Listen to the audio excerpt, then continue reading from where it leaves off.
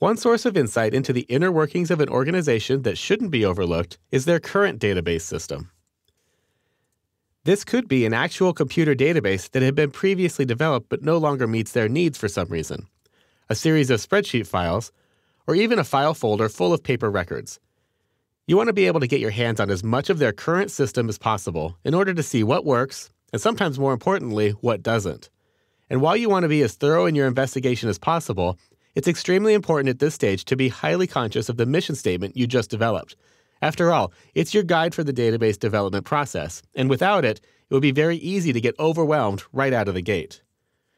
So with the mission statement in mind, the first step is to gather information on how the system currently collects data, including getting copies of any paper and electronic files that are in use.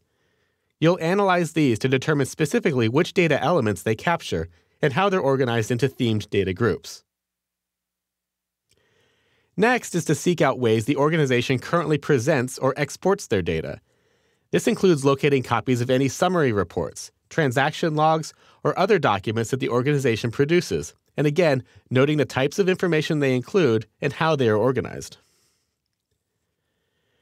After you've gathered all of the input and output documents that relate to the mission statement, you'll want to specifically find out what requirements the current system doesn't meet. Are there bottlenecks in the process of collecting data that can be overcome in the new database? How are summary reports compiled and distributed? Finding answers to these types of questions will help ensure that the system you build will actually solve a problem. In this regard, it's important to use the current record-keeping system as a guide for the types of information and tasks that the new system will need to accomplish, but not simply adopt the same structures.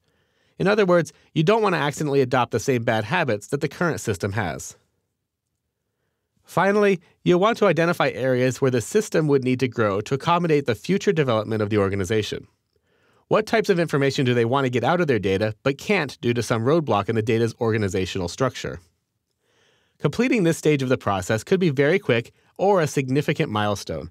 It all depends on the size of the organization you're aiding and the tasks the new database is meant to accomplish.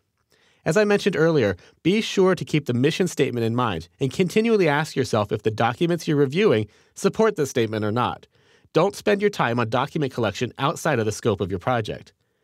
So make detailed notes of all of your findings and keep copies of the documents you collect.